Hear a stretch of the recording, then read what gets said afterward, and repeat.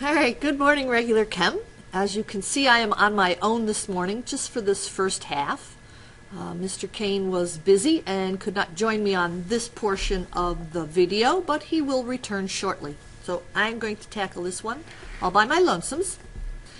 This is Unit 10. This is called aqueous reactions, and what we are basically going to focus on is double replacement reactions, salts in water. Water is our most popular solvent.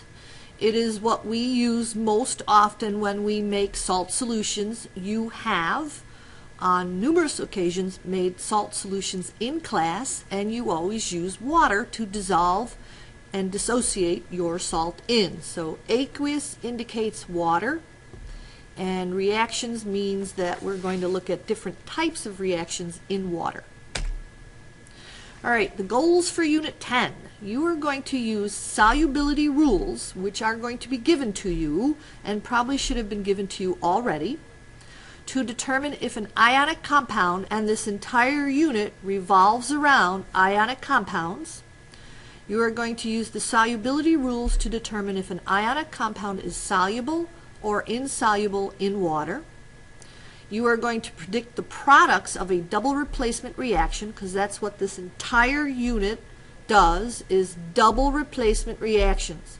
You've already been taught how to recognize double replacement reactions, and you've already been taught how to predict the products of a double replacement reaction. Now we're going to bring all that together, and we're going to predict the states of matter of a double replacement reaction based on solubility rules, and then we're going to learn how to write molecular, complete ionic, and net ionic equations for double replacement reactions. So a lot of this you've had already, particularly the part about double replacement and predicting the products. What's new here is you will be predicting if a precipitate will form or not in a double replacement reaction using the solubility rules. All right, general solubility rules. Don't memorize the handout. Just learn how to read it. It is a list of rules. The top half are solubles with exceptions.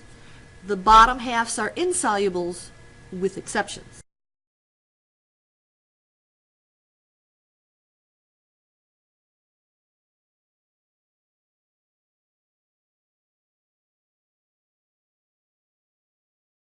Okay, soluble. What does it mean for an ionic compound to be soluble? For an ionic compound to be soluble, that means you place the solid ionic compound into water, and the ionic compound will dissociate into its representative ions. What does it mean to be an insoluble ionic compound? An insoluble ionic compound will be placed in water, but it will not dissociate. It will sink to the bottom of the beaker. It will stay a solid. Will the following be soluble or insoluble based on solubility rules? With your solubility rules in front of you, you are going to determine if the following compounds are soluble or insoluble. First off, you can usually focus on the anion end, because if you look at your solubility rules briefly, you will notice that the vast majority of the list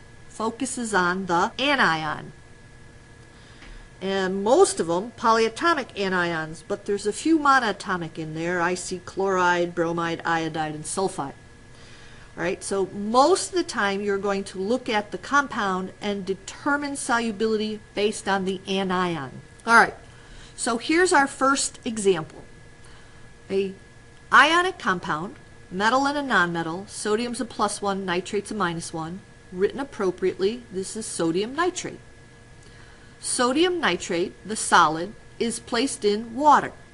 Will the sodium nitrate dissociate into the sodium ions and the nitrate ions, or will it stay as a solid and just sink to the bottom of your beaker? Based on solubility rules and focusing on the nitrate, the very first line of your solubility rule states that nitrates, chlorates, and perchlorates are generally soluble, meaning that sodium nitrate will dissociate into its ions when it is placed in water.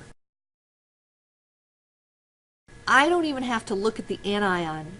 Anything attached to group 1A and ammonium ions will be soluble without exception, without fail. And it's just a little trick, especially revolving around the group 1A, lithium, sodium, potassium, rubidium, and the ammonium cations.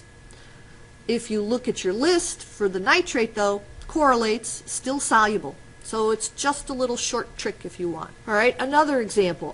Bam, I just already told you, anything attached to ammonium will be soluble. But check your list for the anion. Go find carbonate on your list. It states that salts of carbonates, phosphates, chromates, sulfites are insoluble, meaning they don't dissociate, except for those that are attached to group 1A and ammonium ion. Well, that is the ammonium ion, so it is soluble. It is an exception to the carbonate rule. This guy will dissociate into the ammonium ion and the carbonate ion in basically a 2-to-1 ratio.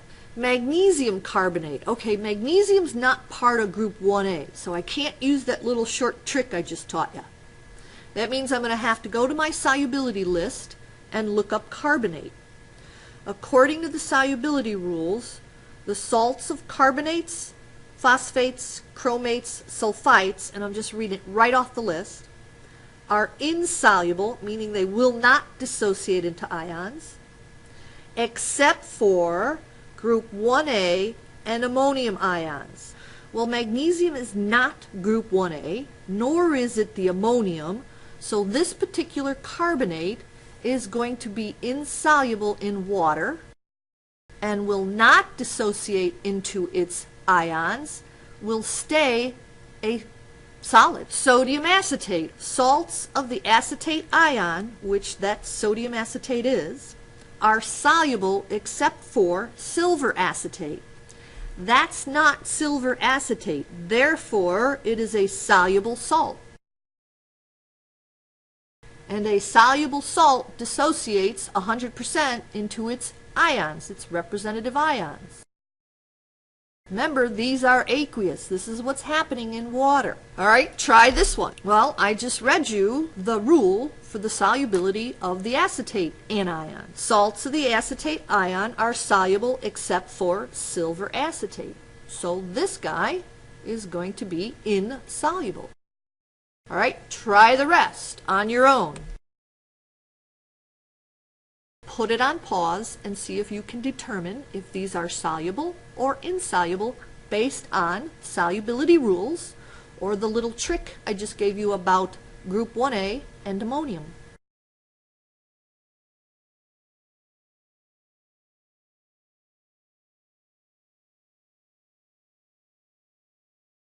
All right, here are the answers for the remaining one. Sulfates are soluble except for, that means these are insoluble, calcium, strontium, barium, lead, 2, or silver sulfates. Well, I have barium sulfate staring me in the face, so it's insoluble. The next one, sodium sulfate. Well, there's sodium and there's sulfate, done, soluble. Aluminum sulfide.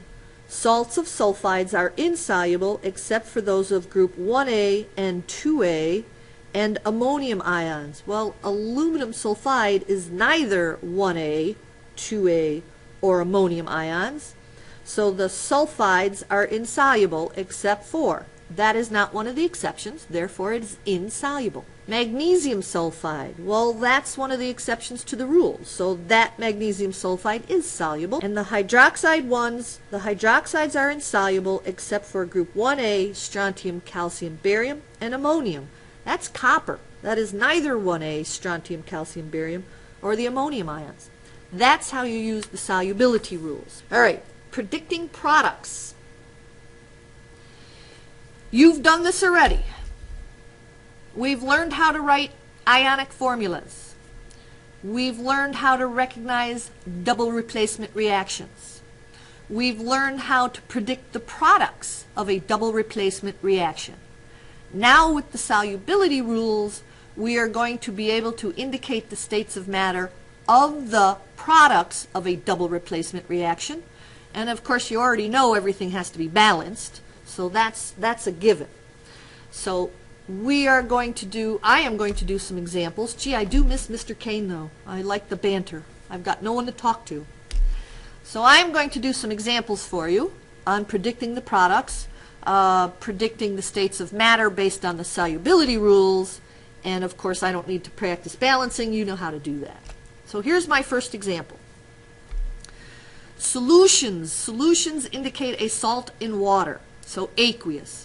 Solutions of silver nitrate and sodium acetate are mixed together. Here are your two reactants. Write the entire balanced chemical reaction, predict the correct products, and predict the right states of matter based on solubility rules. So we've done prediction of products before. States of matter is the new one with the solubility rules.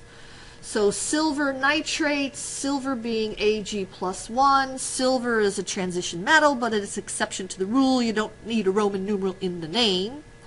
Nitrate is my polyatomic, sodium is in family number 1, acetate is C2H3O2 with the 1-. If I write these reactants appropriately, I will have... These are the correct reactant formulas of both ionic compounds in water. Now I'm going to predict the products.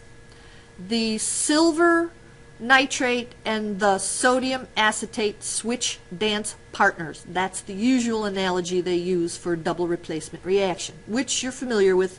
We've done this before.